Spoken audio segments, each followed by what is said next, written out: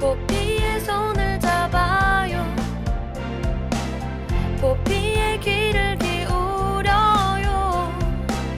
마음을 열고 포피와 친구 되면 당신의 눈이 되어 세상을 보여드려요.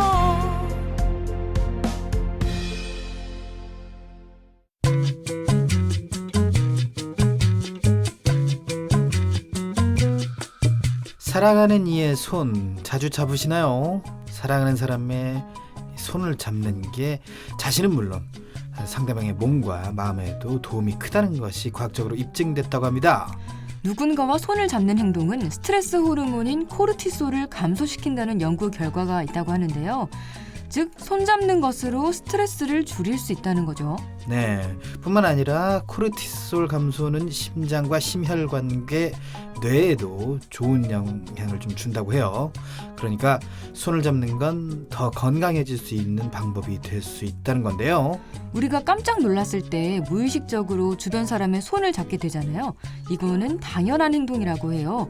갑자기 빨라진 심장 박동을 정상적으로 되돌리기 위한 조건 반사적인 행동이라는 거예요. 손을 잡는 것만으로도 마음이 진정될 수 있다는 거죠. 손 잡는 건 코르티솔 감소에도 옥시토신을 증가시키는 기능이 있다고 하는데요. 이른바 행복 호르몬, 사랑 호르몬으로 알려진 옥시토신, 이 뇌에서 많이 분비되면 상대방에 대한 신뢰도가 높아진다고 합니다. 네, 심한 통증을 느낄 때 사람은 자연스럽게 누군가의 손을 잡거나 스스로 주먹을 쥐기도 하는데요. 이렇게 하면 안도감이 생기고 유대감이 높아지는데 이런 효과들이 심한 통증을 줄여줄 수 있다고 합니다. 네, 스트레스 감소와 건강, 통증 감소까지 손만 잡아도 그 효과가 정말 대단하죠. 지금 옆에 사랑하는 사람이 있다면 손을 꼭 잡아주세요. 그럼 2월 29일 월요일 내 손을 잡아요. 출발합니다.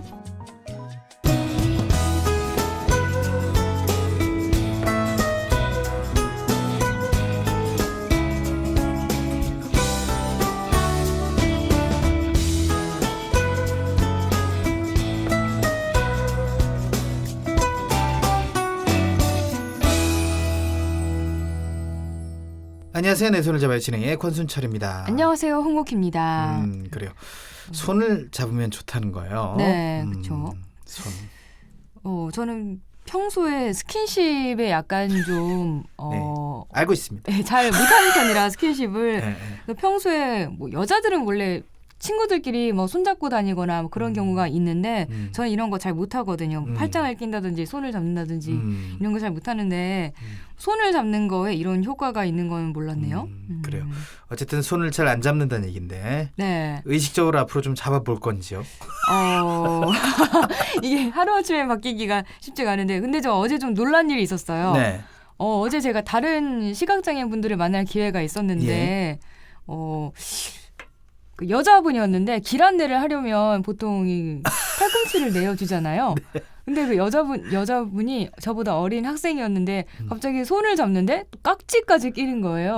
그래가지고 속으로는 되게 당황했어요. 여자여도 깍지 끼는 건 남자친구랑만 해봤는데 여자와 깍지를 끼는 건 처음이라 당황하긴 했는데 그 뭔가 그런 묘한 친밀감 같은 건 들긴 하더라고요. 확실히. 예. 아무래도 그분이 옥시 목소리가 마음에 들어가지고 친밀감을 표시했던 것 같고. 네, 그런 것 같아요. 제가 좋아하니까 그런 거겠죠? 네, 일반적으로 그렇지는 않습니다. 네, 그렇죠. 네. 아무튼 진짜 네. 뭔가 그렇게 손 깍지를 잡아주니까 이 사람이 나를 정말 좋아하는구나 이런 느낌은 받았어요. 그렇습니다. 네.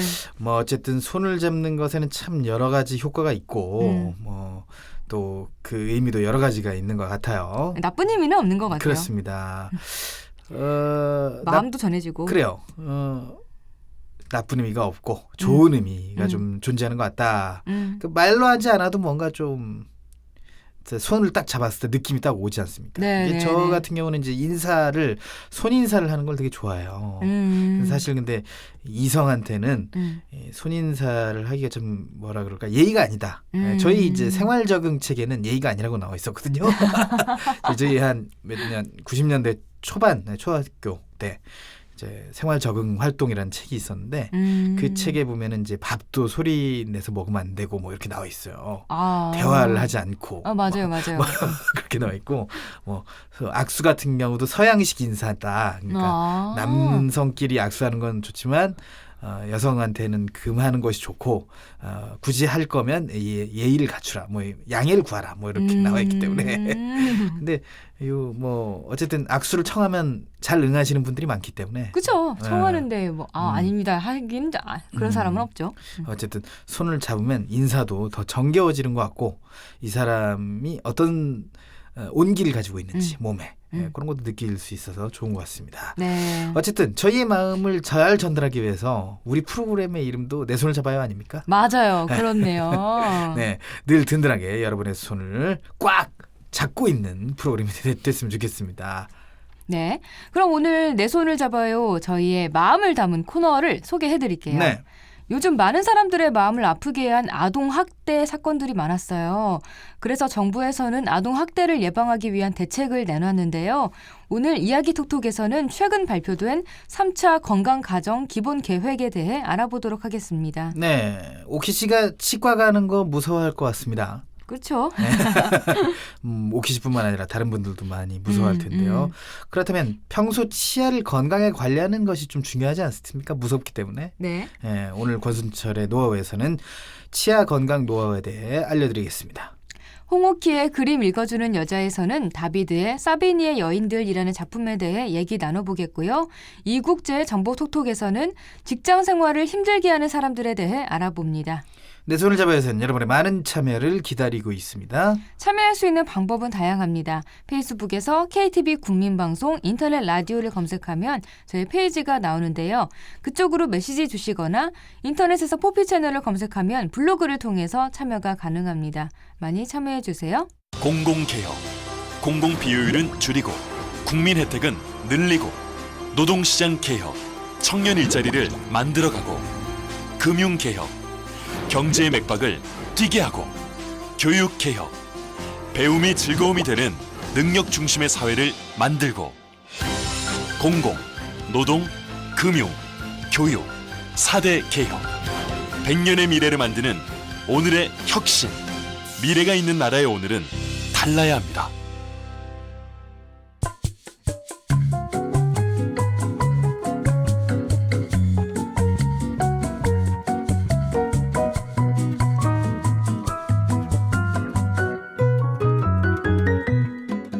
부천 초등생 시신 훼손 사건, 부천 여중생 백골 사건, 큰딸 암매장 사건 등 최근 아동학대로 인한 끔찍한 사건이 잇따라 발생하면서 사회에 많은 충격을 주고 있는데요. 아동학대를 예방하기 위한 대책이 시급해 보입니다. 네, 그래서 정부에서 아동학대를 예방하기 위한 대책을 담아 제3차 건강가정 기본계획을 발표했어요. 건강가정 기본계획이라 네. 좀 생소합니다. 그렇죠. 건강가정을 지키자 뭐 이런 의미인 것 같죠. 네. 건강가정 기본계획은 건강가정 기본법 제15조에 따라 5년마다 수립하는 가족 정책 분야의 중장기 종합계획인데요. 2차 건강가정 기본계획이 취약가정 지원에 초점이 맞춰졌다면 이번 3차 건강가정 기본계획은 자녀 양육과 가족 간 관계 등 가족 기능 강화 대책에 중점을 둬서 모든 가족이 함께 행복한 사회 구현이라는 비전 아래 정책 과제를 마련했습니다. 네, 이번 계획에는 특히 가족 기능을 강화하기 위해 먼저 가족 교육을 활성화하는 방안이 포함됐다고 하는데요. 이따르는 아동학대 사건이 가족 기능이 좀 약화돼서 비롯했다는 판단에서죠? 네, 그렇습니다.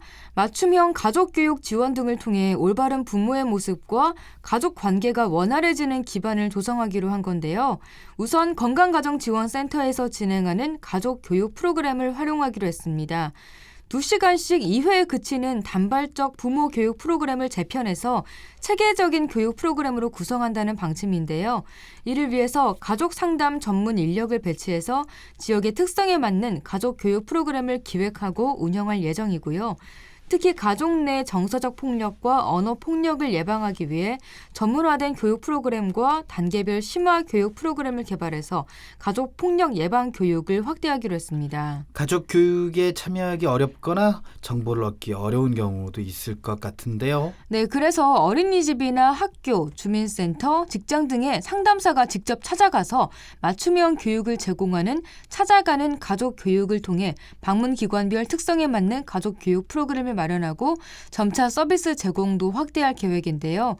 소외 지역이나 직장인 등 오프라인 가족 교육이나 부모 교육에 참여하기 어려운 사람들을 위해서는 온라인과 모바일로 이용할 수 있는 가족 교육 프로그램과 콘텐츠를 개발해서 보급하기로 했습니다. 가족 교육이 반드시 필요한 위기 가정이 있는 것도 좀 사실이잖아요. 네, 보건복지부의 2014년 전국 아동 학대 현황 보고서에 따르면 전체 학대 피해 아동의 35%인 3만 5천여 명은 한부모 가정의 아동이었는데요. 한부모 가정 중에서는 아버지와 자녀가 사는 부자 가정이 18.8%로 가장 많았고 모자 가정이 14.1%, 미혼 부모 가정이 2.1%의 순서로 나타났습니다. 이 같은 현실을 감안해서 이혼 위기 가족이나 한부모 가정 등 위기 가정에 대한 지원 서비스를 제공할 때 자녀 양육 정보 제공과 함께 부모 교육과 상담, 캠프 등을 강화해서 나가기로 했는데요. 이혼을 고려 중인 부부와 아동을 대상으로 상담과 캠프 지원을 통해 가족 해체를 막기로 했고요. 가정법원과 협력해서 이혼 가정 아동의 정서적 안정과 복지 증진을 위해 이혼을 할 때도 자녀 양육 등에 관한 부모 교육과 상담을 권고하기로 했습니다. 가족 교육을 활성화하고 체계적으로 진행하기 위해서는 그만큼 충분한 인력과 기반이 필요할 것 같은데요. 네, 그렇죠. 그래서 올해 처음으로 가족 교육 전문가 양성 프로그램이 개발돼 실시되는데요. 그동안에도 전국 151개의 건강가정지원센터에서 가족 교육을 실시해왔지만 가족 교육 전문가 인력 풀이나 전국에서 사용할 수 있는 표준화된 프로그램이 없어서 주먹구구식으로 이루어져 왔었는데요. 수도권 이외 지역에서는 가족교육 전문가로 활동하는 인력 자원을 구하기 어려워서 수도권과 수도권 외 지역 간의 가족교육의 질도 차이가 있었고요. 네, 가족 교육 전문가를 양성해서 질이나 지역 간 차이 없이 가족 교육을 체계적으로 지원하겠다는 거군요. 네, 올해는 우선 가족교육 전문가 500명이 처음 양성되는데요. 가족교육 전문가는 자녀를 대할 때 어려움을 겪는 부모에게 올바른 역할에 대한 상담과 교육을 제공하게 되고요. 가족교육 전문 강사 데이터베이스를 구축해서 교육 대상이나 주제별로 적합한 강사를 추천해 활용하게 되는데요. 이들을 통해 결혼과 임신, 출산, 육아, 자녀 성장 등 생애 주기에 맞는 가족 관계와 역할 재정립 등을 지원할 가족 교육 프로그램을 제공하게 됩니다. 네, 그렇군요. 가족 교육 전문가 양성 프로그램, 이 구체적으로 이 추진 계획을 좀 알고 싶은데요. 네, 여성가족부는 올 상반기까지 한국건강가정진흥원과 함께 가족교육 전문가 양성 프로그램을 개발하고 하반기부터 500명을 대상으로 본격 실시한다는 계획인데요. 프로그램 이수 대상은 전국 151개 건강가정지원센터 교육 담당자와 가족교육 관련 종사자, 전공자, 현장 활동가 등이고요.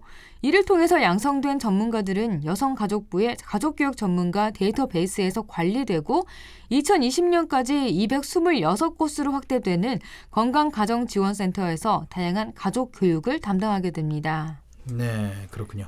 특히 이번 계획에서는 아빠들의 육아 참여를 적극적으로 권장하고 추진하기 위한 방안도 추진된다는데 어떤 방안이 좀 마련되는지 좀 궁금합니다. 네, 우선 아빠들이 육아휴직을 쓸 수 있는 환경을 만들기로 했어요. 지난해를 기준으로 전체 육아휴직자 중 남성의 비율은 5.6% 수준인 것으로 나타났는데요. 정부는 이 비율을 2020년에는 15%까지 끌어올리기로 했습니다. 육아휴직제에 대한 기업의 참여를 독려하기 위해서 기업이 배우자 출산 휴가를 제대로 주고 있는지 근로 감독을 강화하고요. 근로자가 배우자 출산 휴가를 신청했는데도 이를 허용하지 않는 기업에는 500만 원 이하의 과태료를 물리고 건강보험 정보를 활용해서 출산 휴가를 주지 않거나 임신과 출산 기간에 부당 해고하는 사업장에는 최고 5년 이하의 징역 또는 3천만 원의 벌금이 가해집니다. 또 중소기업 근로자에게 육아휴직 혜택이 미칠 수 있도록 기업에 제공하는 육아휴직 지원금을 현재 근로자 한 명당 월 20만 원에서 2017년에는 월 40만 원으로 인상하기로 했습니다. 네, 출산 휴가를 주지 않을 경우에는 감옥에 가게 될 수도 있는 그런 벌금도 좀 낼 수 있는 그런 거군요. 네, 하지만 만약에 이런 육아휴직을 제공한다면 지원금을 받을 수 있는 거고요. 그렇습니다. 그리고 기업의 아빠의 달 지원도 확대되는데요.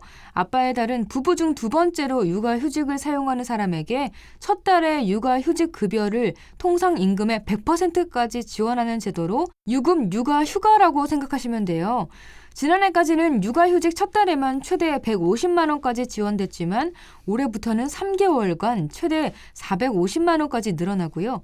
아빠들의 실질적인 육아 참여를 돕기 위해 아이 응급처치법이나 소통 방법 등 교육과정을 만들어서 운영하고 여성의 임신과 출산 시기별 남성의 역할이나 관련 정보가 담겨있는 예비아빠 수첩을 나눠줄 계획입니다. 네, 예비아빠 수첩이라 좀 생소한데요, 그죠? 네.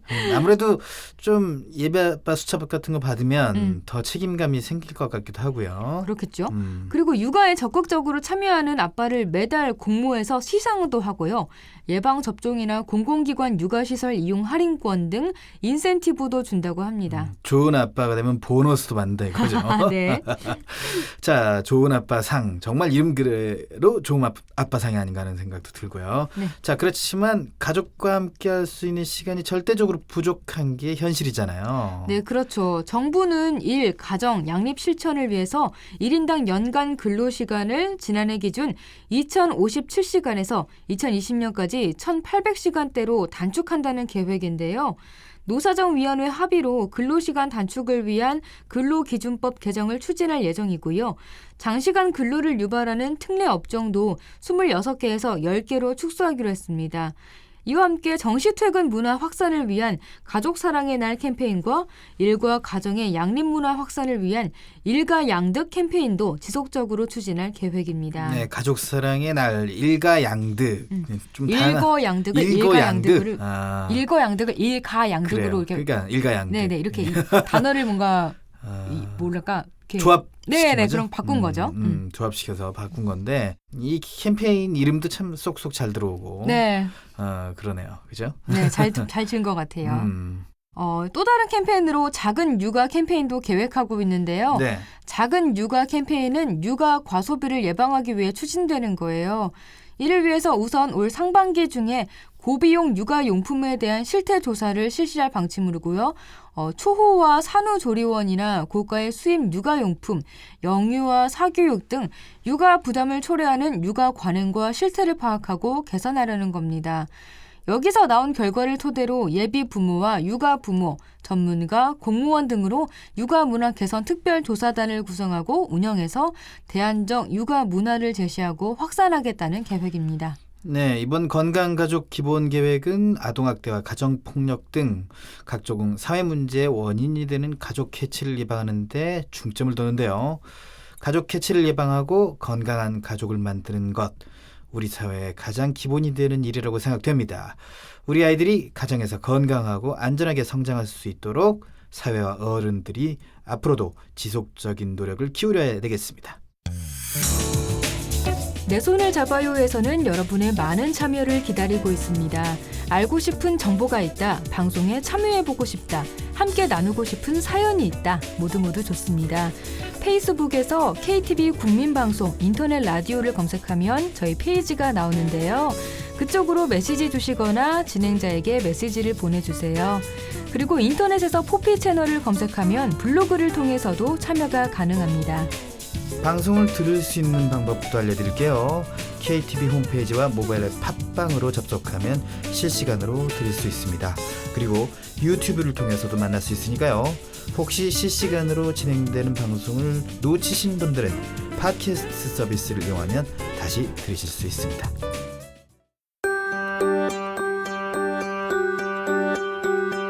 핀테크는 이미 시작되었습니다. 결제, 송금, 은행 업무 등 우리는 예전보다 간편하고 빠르게 사용하고 있습니다.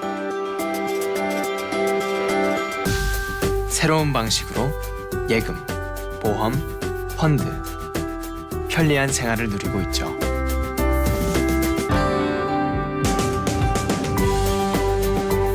핀테크, 이제 생활입니다. 금융개혁은 이미 시작되었습니다.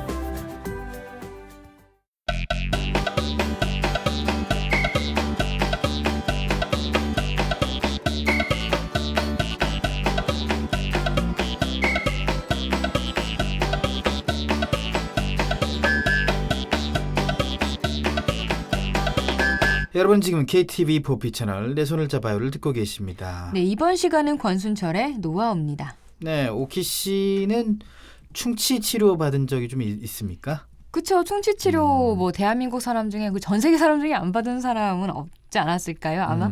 근데 저는 그래도 잘 썩지 않는 편이에요. 치아가. 네. 그래요. 이거 저 되게 잘 썩는 사람은 정말 잘 썩더라고요. 그냥 되게 양치질을 열심히 해도 잘 썩고 그러는데 저는 뭐 다행히 충치 치료를 그렇게 자주 받을 정도로 이렇게 뭔가 충치가 잘 생기는 치아는 아니었다. 그렇죠? 튼튼하다는 건데 튼튼하다 할지라도 이 치아 건강 예방은 이제 해야 된다는 거예요. 치아 건강을 위해서 이 치아를 잘 가꾸고 그래야 된다는 거거든요. 네. 그리고 특히 너무 비싸잖아요. 치료 비용이.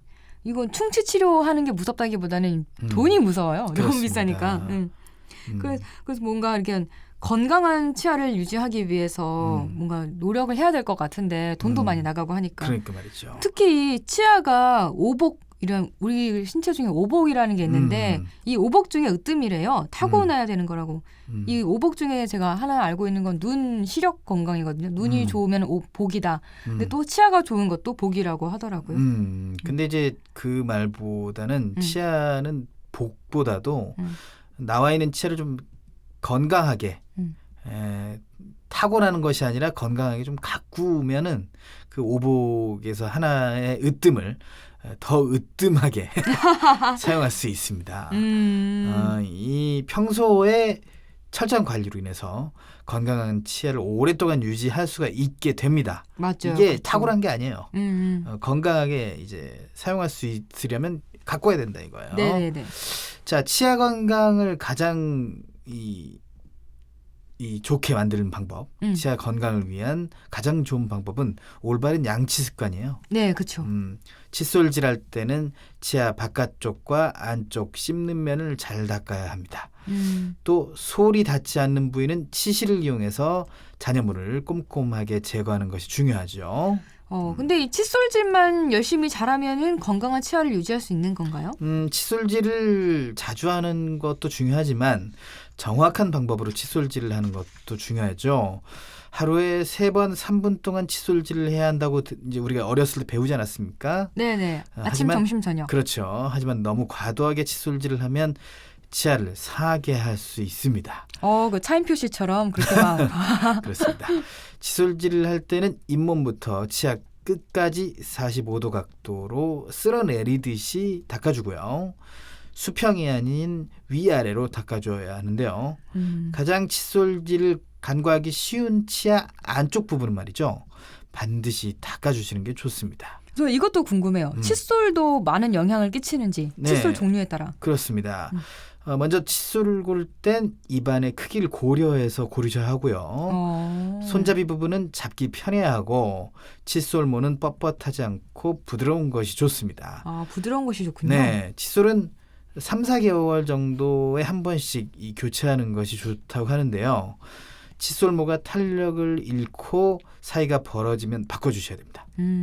칫솔은 보관 방법도 주의하셔야 하는데 촉촉한 칫솔모는 이 박테리아가 쉽게 성장할 수 있기 때문에 칫솔질한 후에는 반드시 칫솔모를 충분히 세척한 후 물기를 털어주고 말려주셔야 됩니다. 네, 그러니까 충치를 예방하기 위해서는 올바른 방법으로 칫솔질을 해야 하고 칫솔 자체도 잘 관리해야 되는 거네요. 그렇습니다. 치아 건강에 좋지 않은 습관도 좀 많이 있는데요. 특히 제가 좋아하는 야식도 치아 건강에 좋지 않다고 해요. 그래요? 덴마크에서 30세에서 60세 사이 남녀 2천여 명을 대상으로 야식 여부에 대해 설문조사를 한 뒤 6년이 지나 이들의 치아 건강을 분석했는데요. 무려 6년 네. 프로젝트. 네. 조사 결과 야식하는 사람은 야식하지 않는 사람에 비해 충치 등으로 4개 이상의 치아를 더 잃은 것으로 나타났다고 합니다. 야식을 먹었다면 평소보다 조금 더 오래 꼼꼼하게 칫솔질하거나 아예 야식을 먹지 않고 규칙적인 식사를 하는 것이 치아 건강에 도움이 될 수도 있겠어요. 네. 뭐 저는 근데 뭐 야식을 먹는 편은 아니니까. 그래서 작가님은 야식을 사랑하나 봐요. 그런가 봐요. 사랑하신다고 하는데 네. 아무튼 그래도 야식을 뭐 좋아하든 좋아하지 않든 칫솔질에 신경을 써야 되는 건 마찬가지다라고 뭐 느껴지고요. 치아는 진짜 어릴 때부터 관리를 잘해야 된다고 하잖아요. 네. 아이들을 치아는 어떻게 관리해 주는 게 좋을까요? 양치질은 치아가 나기 시작하면 바로 시작해 주는 것이 원칙인데요. 아주 어린 영유아들의 경우에는 수유나 이유식 후에 거즈 등으로 치아를 깨끗이 닦아주고, 만약 치약을 사용한다면 불소가 들어있지 않은 아기 전용 치약이 좋습니다. 그리고 유치, 어금니가 올라오면서부터는 충치가 생길 수 있기 때문에 전용 칫솔을 사용해서 본격적으로 양치질을 시켜주셔야 하고요. 유치 어금니와 영구치 어금니의 표면은 가느다란 홈과 작은 구멍으로 거칠게 구성되어 있어서 이런 홈 사이로 음식물 찌꺼기가 들어가면 치아 충치의 원인이 되는 세균의 영양소가 돼서 충치가 발생할 수 있거든요. 양치질만으로는 충치 예방이 어려울 때 치아에 실란트나 레진 수복을 하면 도움이 된다고 합니다. 네, 그런 방법이 있었군요. 아무래도 치아는 우리가 음식을 먹을 때 사용하기 때문에 음식과는 때려야 뗄 수가 없잖아요. 네. 치아 건강에 좋은 음식도 있을까요? 네, 고구마나 사과 등 섬유질이 포함된 음식은 치아 건강은 물론 장 건강에도 도움이 돼요. 해조류에도 많이 포함되어 있는데 섬유질이 많은 음식을 씹으면 입안의 세균이나 음식물 찌꺼기를 제거하는 효과가 있어서 치주질환 예방에 좋은데요. 오이는 수분을 많이 함유하고 있어서 갈증 해소와 입안 수분 유지에 좋고요. 양파는 플라크까지 제거하는 것으로 알려져 있습니다. 그리고 견과류도 치아 건강에 좋은 성분이 많이 포함되어 있고요. 녹차에 들어있는 폴리페놀 성분이 항산화 작용을 하면서 체내에 있는 유해 활성산소를 제거해주고 불소 성분을 포함하고 있어서요. 충치 예방에 좋습니다. 네. 자, 우유에는 칼슘과 무기질이 풍부해서 치아 표면을 코팅해주는 역할을 한다고 해요. 엄청 많네요. 네. 고구마, 사과, 해조류, 오이, 양파, 견과류, 녹차, 우유 등등등등 뭐 이런 것들이 다 맛도 좋은 것들인데 치아 건강에도 도움이 되네요. 네. 그렇다면 이제 또 반대로 치아 건강에 해가 되는 음식도 있을까요? 네, 모두가 알고 있는 음식들, 사탕과 탄산음료가 치아에 좋지 않다는 건 뭐 잘 알려져 있죠. 네네. 하지만 치아 건강에 해가 없는 것처럼 보이는 음식들도 치아를 상하게 할 수가 있습니다. 우리가 건강을 위해서 먹는 과일 주스도 치아 건강에는 좋지 않을 수 있는데요. 주스에는 다량의 당분이 함유되어 있고 실제로 스무디나 탄산음료보다 좀 더 많이 들어있는 경우도 있다고 해요. 당분이. 그래서 입안에 있는 박테리아가 주스의 당분을 이용해서 증식할 수도 있고 충치를 일으킬 수 있는 거예요. 과일 주스를 마실 때는 최대한 치아에 닿지 않도록 빨대를 이용해서 마시는 것이 좋고요. 주스를 마신 후에는 45분 후에 양치를 하는 것이 좋은데요. 주스에 포함되어 있는 산 성분이 치아 표면을 연화해가지고 연하게 만든다 이거죠. 바로 양치를 하면 치아가 손상될 수도 있거든요. 네. 그래서 그냥 주스를 아예 안 마실래요. 주스 마셨다고 양치까지 해야 되면 너무 귀찮다. 뭐 아무튼 이렇게 뭔가 달콤하고 끈적끈적한 음식이 치아 건강에 좋지 않다는 건 알겠어요. 네, 그렇습니다.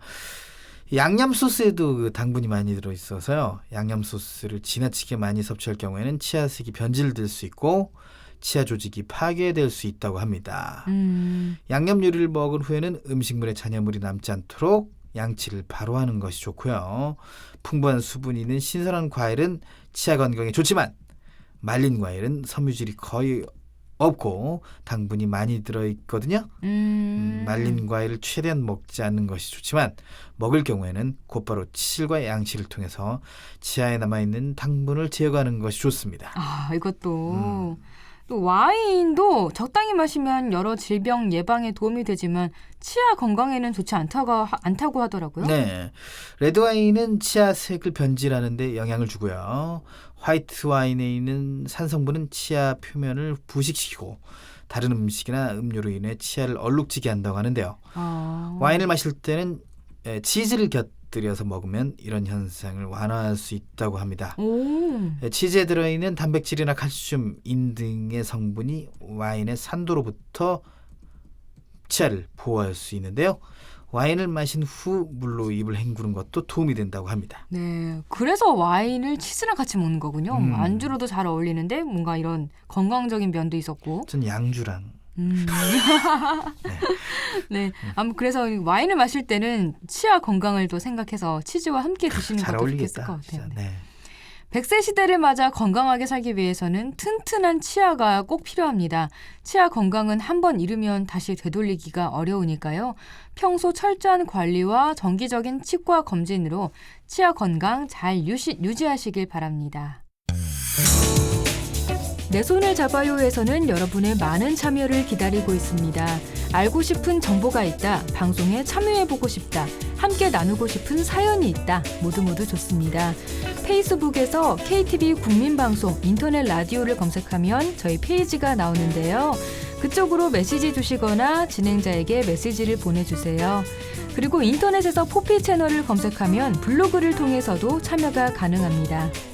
방송을 들을 수 있는 방법도 알려드릴게요. KTV 홈페이지와 모바일 앱 팟빵으로 접속하면 실시간으로 들을 수 있습니다.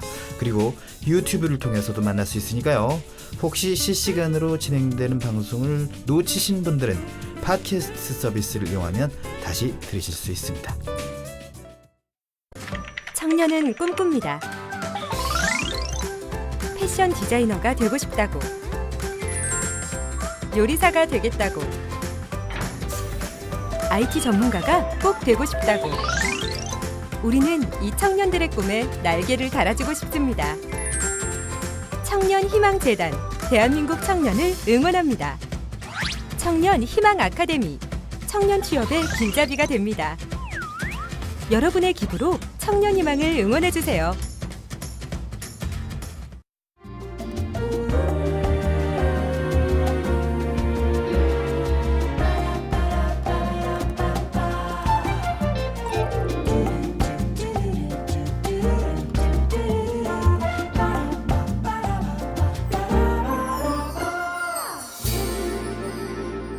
네, 내 손을 잡아요. 함께하고 계시고요. 이번엔 그림 읽어주는 여자입니다. 오늘은 어떤 명화를 만나볼까요? 네, 오늘 살펴볼 작품은 자크 루이 다비드의 사비니의 여인들이라는 작품입니다.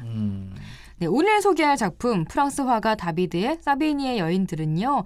이 한 작품을 통해서 이탈리아, 특히 로마 제국의 역사와 프랑스의 역사를 모두 알 수 있게 됩니다. 야, 한 작품에 로마와 프랑스 역사가 다 담겨 있다. 네. 이거 굉장히 알차겠는데요. 그렇죠? 네. 세계사 좋아하세요? 세계사? 세계사 별로 안 좋아하죠. 안 좋아하네. 국사에 관심 좀 많고. 아, 그래요? 동양 역사는 좀 알고 싶다라는 생각이 드는데 세계사는 너무 어려운 것 같습니다. 근데 왜 이랬어요? 왜? 그래도 이 청취자 여러분들을 생각해가지고 알차다. 청취자 여러분 정말 알찰 겁니다. 이거 놓치면 안 돼요. 네. 장사하시네 아주. 약 팔죠. 네. 네, 이 작품은 로마의 역사에 대한 이야기고요.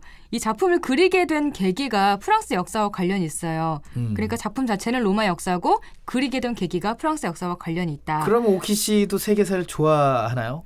저는 좀 나름대로 재밌어하는 편이에요. 그래서 네. 공부했어요? 네, 이거 뭐 알아야 되니까 제가 알아야 설명할 수 있는 거잖아요. 네네. 그래서 좀 머리 복잡하게 공부를 하고 왔어요. 저도 뭐 자세히 아는 건 아니었으니까. 그렇지만 제가 이렇게 머리 아프게 공부하고 온 만큼 이렇게 쉽게 설명해드리도록 하겠습니다. 네, 오늘은 세계사 공부하는 기분으로 그림 여행 다녀야겠네요. 네. 자, 그런데 다비드는 예전에 나폴레옹 이 대관식으로 소개했던 화가잖아요, 그죠? 네, 나폴레옹이 프랑스 황제에 오르던 날 교황이 내려주려는 왕관을 빼앗아서 스스로 쓴 대관식을 여러 가지로 미화해서 그린 화가가 다비드였죠. 나폴레옹 황제 때의 궁정화가로 활동하면서 나폴레옹을 위한 그림을 많이 그렸어요. 그래서 다비드는 신고전주의를 대표하는 화가로 여겨집니다. 네, 신고전주의는 그림 읽어주는 여자에서 좀 자주 나왔잖아요, 그죠? 네, 제가 꽤 많이 얘기를 해드렸기 때문에 익숙하신 분들이 많을 텐데 그래도 다시 좀 간단하게 알려드릴게요. 그렇죠. 처음 듣는 분들도 분명히 계실 테니까. 그쵸. 신고전주의는 화려하고 예쁜 그림에 중점을 두었던 로코코 양식의 반발해서 등장했습니다. 로코코 양식은 번잡스럽다면서 엄격한 균형과 통일성, 조화, 그리고 이상적인 구도가 느껴지는 그림을 더 중요시해서 나타났어요. 특히 신고전주의자들이 즐겨 그린 그림 소재가 영웅과 역사, 그리고 신화 이야기 등이었어요. 그런 그림을 통해서 사람들에게 엄숙함과 존경심 등을 느끼게 하는 거죠. 참고로 신고전주의 나중에 나온 사조가 이런 현실적인 인간의 감정을 중요시한 낭만주의였다는 것도 기억해 주시면 좋을 것 같아요. 네.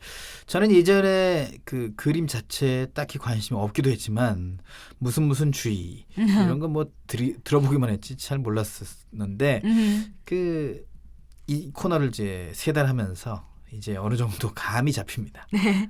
오키 씨가 계속 반복해서 알려주느라 좀 고생이 많겠어요, 그죠? 저도 뭐 반복해서 이렇게 하다 보니까 이제 머릿속에 좀 들어와요. 그래요. 저도 이제 전시회 갔을 때 그냥 그림만 보고 오는 정도였는데 지금은 만약 전시회를 보러 간다면 조금 아는 척 할 수 있겠다. 이 정도? 어쨌든 오키 씨가 반복해서 알려줘서 저는 잘 알게 됐습니다. 네, 뿌듯하네요. 그래서 오늘은 신고전주의의 대표화가 다비드가 그린 역사화를 소개해드리려고 하는 건데요. 네. 일단 이 그림에 담긴 로마의 역사부터 말해드릴게요. 그래야 다비드가 이 그림을 그려야 했던 프랑스의 역사를 우리가 이해할 수가 있거든요. 그래서 먼저 로마의 건국신화 이야기를 알려드리겠습니다. 건국신화. 네. 로마는요, 로마 제국을 일으켰을 정도로 지중해를 중심으로 유럽과 아프리카, 이슬람권에 이르기까지 넓은 영토를 차지했었어요. 그런데 원래 로마의 시작은 이탈리아의 작은 도시 국가였어요. 작은 도시 국가가 수많은 정복 전쟁을 통해서 오랜 역사를 가진 천년 왕국이 될 수 있었던 거죠. 그렇다면 태초에 로마를 지배했던 사람은 누구였을까요? 뭐 세계사 제가 잘 모르니까 누구지 잘 모르겠습니다. 하지만 우리나라로 따지면 단군 할아버지 아닙니까? 네, 그런 거죠. 단군 왕검. 그래서 보통 인간은 아니었을 것 같아요. 왜냐하면 단군 되게 오래 살았거든요. 맞아요. 네. 역사적으로 좀 말이 안 될 정도로 오래 살았다. 이런 신. 거죠. 네. 이 모든 나라들은 좀 아주 비범하게 자란 영웅들이 이 나라를 세웠다. 이런 건국 신화를 가지고 있죠. 네. 신비로운 전설과 기묘한 이야기를 담은 건국 신화를 통해서 나라의 정통성과 자부심을 느끼게 하는 건데요. 로마의 건국 시조는 로물루스와 레무스 쌍둥이 형제입니다. 이 형제는 전쟁의 신 마르스의 아들들로 여겨졌어요. 그리고 어렸을 때 늑대의 젖을 먹고 자랐다고 전해집니다. 이야, 늑대의 젖. 늑대의 젖을 먹고 자랐다고 하니까 남성미, 야성미 같은 게 느껴지네요. 그죠. 로마가 왜 이 강한지 알려주는 신화입니다, 그죠? 네, 또 전쟁의 신의 아들들이라고 하니까 또 그만큼 우리가 전쟁에 강하다, 뭐 이런 거를 또 내세우기 위한 신화였던 것 같아요. 그러게요. 네, 여기까지는 신화 이야기고요. 지금부터는 실제 역사입니다. 새로운 도시 국가를 세웠는데 하늘 아래 지배자가 2명일 수는 없었어요. 로물루스와 레무스는 권력 다툼을 했고 형인 로물루스가 최후의 승자가 됩니다.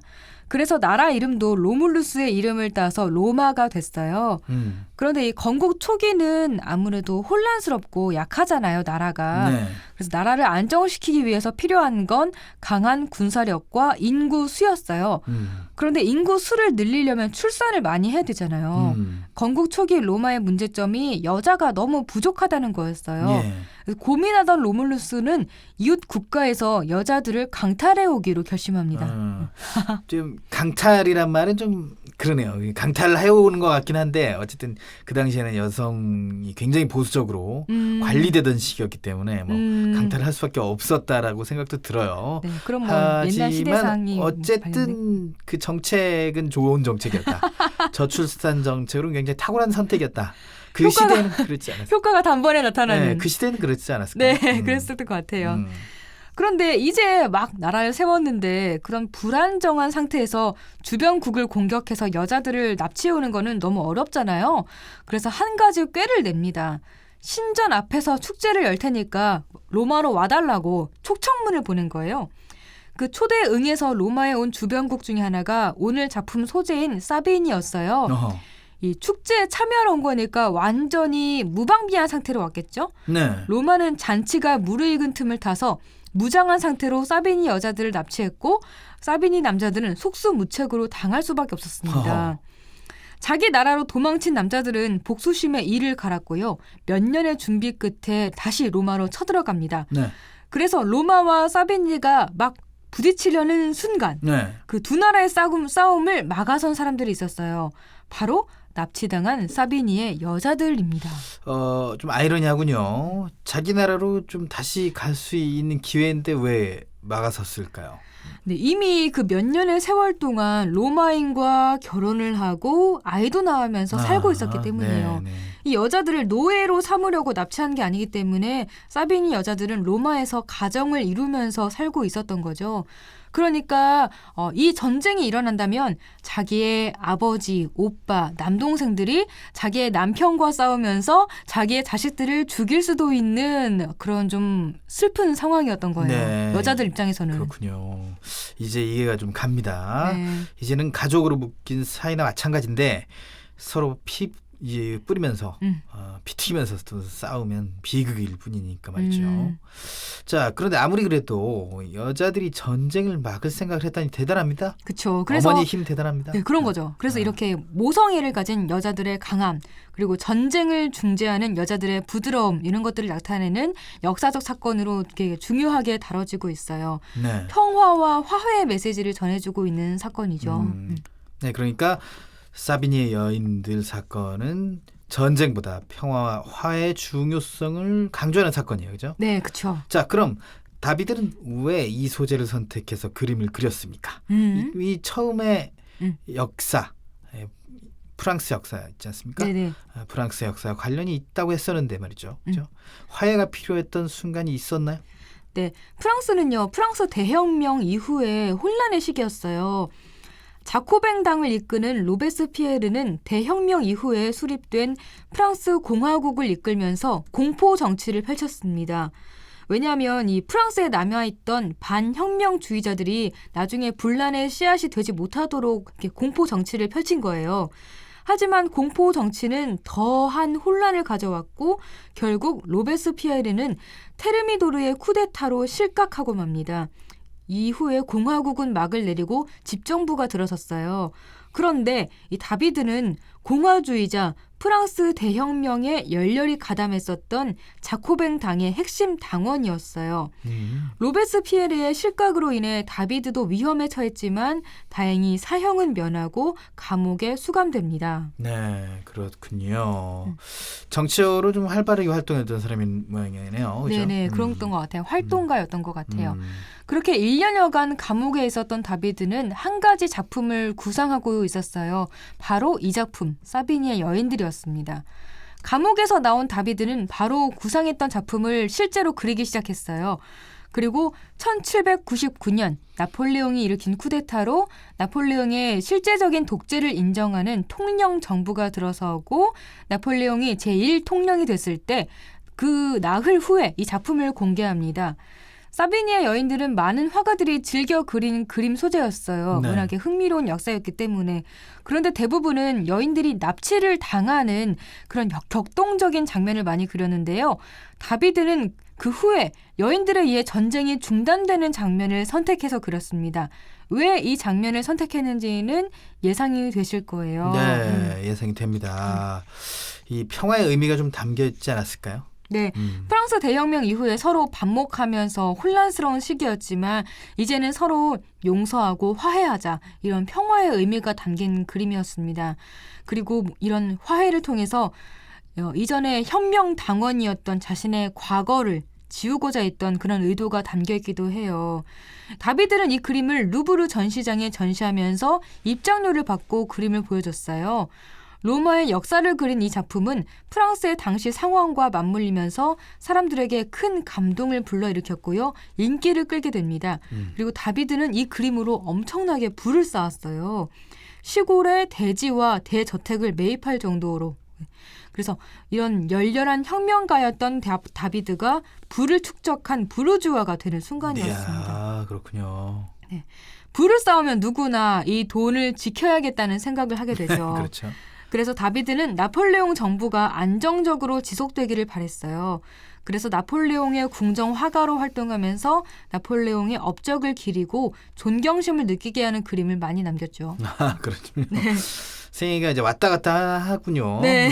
예. 혁명가가 황제의 독재를 옹호하는 사람이 될 줄이야. 그런 것. 예. 아무래도 좀 환경이 변하면 사람도 변할 수밖에 없는 것 같아요. 그렇군요. 네. 처음에 그런 청년의 마음을 유지하면서 이렇게 다 쭉 가는 사람은 많지 않다. 그런 생각이 들어요. 네. 그러면 이제 다비드가 그린 사비니의 여인들은 어떤 그림인지 말해드릴게요. 프랑스 화가 자크루이 다비드는 신고전주의를 대표하는 화가로서 역사화를 많이 그렸습니다. 신고전주의는 신과 영웅의 이야기나 역사화를 통해 엄숙함과 장엄함을 느끼면서 교훈적인 메시지를 전하는 예술사조를 말합니다. 프랑스는 대혁명 이후 혼란스러운 시기를 겪었습니다. 대혁명 이후 공화국을 이끌었던 자코뱅당의 지도자 로베스피에르는 반혁명주의자를 처단하는 공포 정치를 펼쳤고 결국 테르미도르의 쿠데타에 의해 실각하고 맙니다. 열렬한 혁명가이자 자코뱅당 핵심 당원이었던 다비드는 감옥에 수감됐고 감옥에서 이 작품을 구상합니다. 사비니의 여인들은 이탈리아의 작은 도시 국가에서 출발해 대제국을 이룬 로마의 건국 신화 이야기 중 하나입니다. 이제 막 탄생한 로마는 아이를 낳아줄 여자가 부족했습니다. 초대왕 로물루스는 축제를 연다는 이유로 주변국이었던 사비니 사람들을 로마로 초청했고 이들이 술에 취한 사이에 여자들을 납치했습니다. 사비니 여인들이 납치당한 사건은 화가들이 즐겨 그린 그림 소재입니다. 니콜라 푸생은 사비니의 여인들이라는 작품으로, 피터 파울 루벤스는 사비니 여인들의 납치라는 작품으로 이 극적인 장면을 표현했습니다. 속수무책으로 당한 사비니 남자들은 복수를 결심했고 3년이 지난 후 로마를 공격합니다. 로마와 사비니가 막 부딪히려는 순간 이들의 전쟁을 막아선 사람들이 있었습니다. 바로 납치당했던 사비니의 여인들입니다. 이미 로마인과 결혼해 자식을 낳고 살고 있었던 사비니 여인들은 자신들의 아버지와 남편이 서로 싸우는 전쟁을 원하지 않았던 거예요. 다비드는 여느 화가들과는 다르게 사비니 여인들이 전쟁을 막아서는 장면을 선택해 그림을 그렸습니다. 그림 왼쪽에 칼과 방패를 들고 있는 남자는 사비니의 왕 타티우스이고 그림 오른쪽에 창과 방패를 들고 있는 남자는 로마의 왕 로물루스입니다. 로물루스의 방패에는 로마라는 글자와 함께 늑대의 젖을 먹고 있는 쌍둥이 아기의 그림이 그려져 있습니다. 로물루스는 동생 레무스와 함께 늑대의 젖을 먹고 자랐다고 전해집니다. 병사들은 모두 나체로 그려졌는데 이는 다비드가 이상적인 신체를 조각한 그리스 조각상에 영감을 받았기 때문입니다. 이들 사이에서 가장 눈에 띄는 흰 드레스를 입고 두 팔로 전쟁을 막아서고 있는 여자는 타티우스의 딸이자 로물루스의 아내인 헤르실리아입니다. 헤르실리아를 필두로 사비니의 여자들은 단상에 올라가 갓난아기를 높이 들어 보이며 이 아이들은 당신들의 손자라고 말하거나 혹은 아기를 꼭 안고 타티우스의 다리를 붙잡아 말리고 있습니다. 한 여자는 아기들을 바닥에 풀어놓고 전쟁을 막으려 하고 있습니다. 아무것도 모르는 아기들은 서로 뒤엉켜 장난을 치거나 순진무구한 얼굴로 관람자를 바라보고 있습니다. 병사들 뒤에 있는 높은 건물은 로마가 아닌 프랑스의 바스티유 감옥과 닮았습니다. 바스티유 함락으로 시작된 대혁명은 이후 17,000여 명이 단도대에서 목숨을 잃는 공포 정치로 이어졌습니다. 다비드는 이상적인 혁명을 위해 희생을 치르는 것을 멈추고 이제 그만 용서하고 화해하자는 의미를 담아 이 그림을 그렸습니다. 로마의 건국 신화 속 여성들이 온몸을 내던져 전쟁을 막는 강한 모습으로 평화의 메시지를 전하고 있는 것입니다. 네, 여자들이 남자보다 힘은 약하지만 어느 때는 남자보다 더 강하다는 걸 느끼게 하는 그림이에요. 네, 전쟁이 얼마나 부질없는지 그런 것도 알 수 있게 하고요. 이 작품을 통해서 왜 화가들이 역사화를 그렸는지 알 수 있겠죠. 이런 역사를 통해서 교훈을 주는 거예요. 그런 것들이 신고전주의의 목표였고요. 네. 오늘은 사비니의 여자들로 평화의 메시지를 전했던 다비드의 작품을 살펴봤습니다. 네, 청취자 여러분도 듣고 싶은 작품이 있으시다면 페이스북 KTV 국민방송 인터넷 라디오 페이지나 저희 블로그에 남겨주시면 되니까요. 언제든지 그림 읽어주는 여자의 문을 두드려 주시기 바랍니다. 17년 만에 노사정 대타협이 이루어졌습니다. 하지만 일자리를 찾는 많은 사람들이 대타협의 실천을 애타게 기다리고 있습니다. 그들의 일자리가 빈자리가 되지 않도록 반복되는 쪼개기 계약은 사라져야 합니다. 일하고 싶으면 2년 더 일자리가 보장되어야 합니다. 재취업의 기회가 확대되어야 합니다. 대한민국 모두가 원하는 일자리를 찾을 수 있도록 노동개혁 입법을 응원합니다.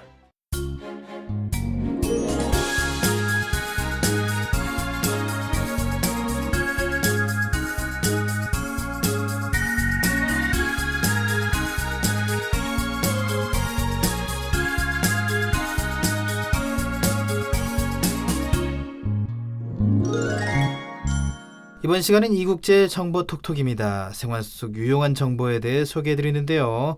오늘은 어떤 정보가 기다리고 있죠? 어느 직장이나 이런 사람 꼭 있다. 바로 직장 생활을 힘들게 하는 사람들인데요. 오늘은 직장 생활을 힘들게 하는 사람들에 대해 알려드립니다.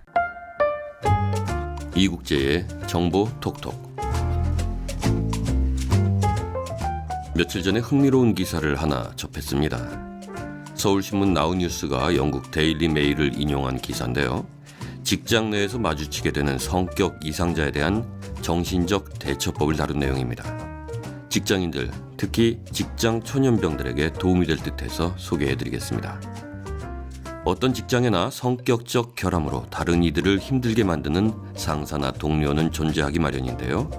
미국의 한 심리학자가 이들을 5가지 유형으로 정리하고 각 유형에 대한 정신적 대처법을 내놓아서 관심을 끌었습니다. 2월 10일자 영국의 데일리 메일은 미국 UCLA 대학 심리학과 교수 주디스 올로프 박사가 말하는 직장 생활을 힘들게 만드는 인물 유형 5가지를 소개했는데요. 다른 사람을 힘들게 만드는 사람, 즉 성격 이상자라고 할 수 있는 유형으로 나르스시스트, 분노 중독자, 수동 공격자, 죄책감 전도자, 험담꾼, 이렇게 5부류를 꼽았습니다. 네, 그럼 지금부터 이 5부류의 사람에 대처하는 방법을 말씀드리겠습니다. 첫 번째, 나르시시스트, 즉 자아도취자 유형입니다. 이들은 자신을 중시하며 관심에 목말라하고 늘 칭송받길 원하는데요. 일반적으로 미움을 받을 것 같은 성격이지만 때로는 꽤 매력적인 인물로 인식되기도 합니다. 그러나 나르시시스트는 매력이 있건 없건 타인을 하찮은 존재로 만들고 마음대로 이용한다는 점이 문제입니다. 따라서 만일 직장에 나르시시스트가 존재한다면 이들의 비위를 맞춰줘야 한다는 생각에 사로잡히면 안 됩니다. 자칫 조종당하기 때문이죠. 조종당하지 않도록 주의할 필요가 있습니다.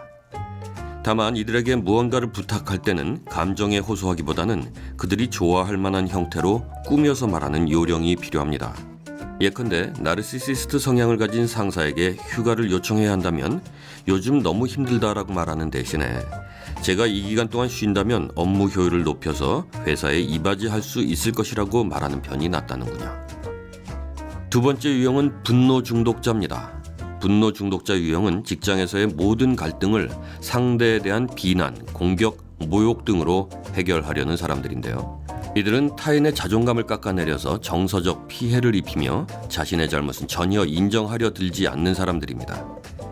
그래서 이런 분노 중독자를 상대하다 보면 어느 틈에 스스로 분노에 휩싸여서 말 실수를 저지르고 후회하기 쉽죠. 따라서 분노 중독자를 상대할 때는 마음을 가라앉히고 침착하게 대응할 필요가 있다는 것이 올로프 박사의 조언입니다. 세 번째 유형은 수동 공격자입니다. 수동 공격자는 분노 중독자와 비슷하지만 더 교묘한 형태로 상대를 공격하는 사람들이라는군요. 이들은 가짜 미소를 짓거나 마치 상대를 걱정해주는 것처럼 꾸며서 자신의 비난과 분노를 감추기 때문에 진위를 알아채기가 쉽지 않다는데요. 수동 공격자를 상대할 때 가장 어려운 점은 그들로 인해서 느끼는 모욕감이 나 혼자 만들어낸 착각처럼 느껴진다는 점입니다. 그래서 올로프 박사는 이들의 태도에서 불쾌함이 느껴진다면 그게 착각이 아닌 만큼 그들의 행동을 탓해도 좋다고 말합니다. 네 번째 유형은 죄책감 전도자입니다. 이런 유형은 책임 전가의 귀재여서 다른 사람들로 하여금 미안함과 죄책감을 느끼게 하고 자기 부탁이나 요구를 들어주도록 유도하는 재주를 가지고 있습니다. 따라서 죄책감 전도자로부터 자유롭고 싶다면 내가 착한 사람 또는 완벽한 사람이어야 한다는 생각을 버리는 것이 좋습니다. 만약 죄책감 전도자가 당신의 실수를 이용하려고 들면 순순히 사과하고 잘못에 대해서 적합한 수준의 책임을 져서 사태를 마무리해 버려야 합니다. 그들에게 휘둘리지 않도록 해야 한다는 거죠. 올로프 박사는 이들은 자기 마음대로 움직일 수 없는 사람에게는 쉽게 흥미를 잃는 경향이 있다고 충고합니다. 마지막 다섯 번째 유형은 험담꾼입니다. 이들은 직장 내 스캔들을 통해서 다른 사람들의 관심과 인기를 얻고 싶어하는 사람들인데요. 이들이 거론하는 가십의 직접적 대상이 되는 것도 물론 모욕적인 일이지만 때로는 남의 이야기를 몰래 퍼뜨리는 그들의 행태 자체가 불쾌해서 스트레스를 받을 수도 있습니다. 그런데 문제는 이런 험담꾼들의 행동을 교정하는 것은 너무 어려운 일이라서 차라리 관심을 끊는 편이 정신건강에 이롭다고 올로프 박사는 말합니다. 사실상 험담꾼들을 억제할 뾰족한 수가 없다는 사실을 인정하고 나면 그들의 발언에 대해서 신경 쓰지 않을 수 있게 된다는 거죠. 네, 오늘은 직장에서 마주치는 성격 이상자에게 대처하는 법에 대해 말씀드렸습니다.